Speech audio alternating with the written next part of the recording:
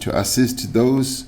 In his address to the nation on Monday night, President Ramphosa announced a number of measures to alleviate the plight of those whose lives have been ravaged by the floods in KZN and the Eastern Cape.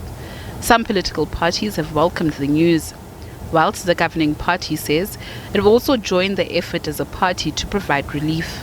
Our Treasurer General, Comrade Paul Mashatile, will lead a delegation of the National Executive Committee to KwaZulu-Natal to both in action and in deeds practically express our own support to those that have been affected by this. We welcome the announcement by the President declaring KwaZulu-Natal a national disaster area.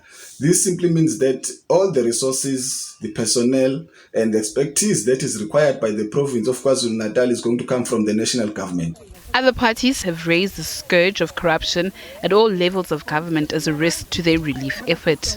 We also welcome the task team that the President has put together to oversee the disbursement and the distribution of funds, much needed funds, to the communities that are in dire straits.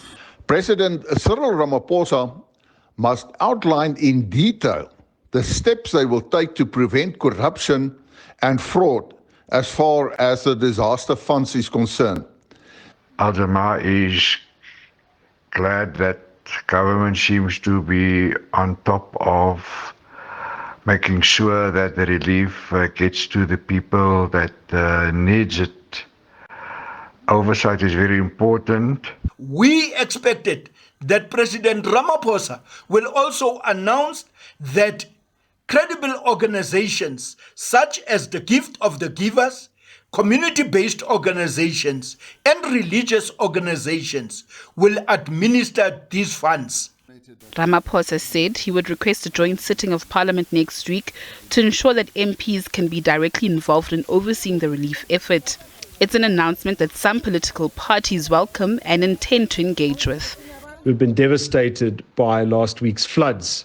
We'll be making specific proposals to the Speaker of the National Assembly on how to strengthen the oversight powers of Parliament and prevent the abuse of power and public money under a national state of disaster. Therefore, as a party, we call upon Parliament to exercise its oversight role strictly in this entire situation, to make it a point that these funds are used for the intended purpose.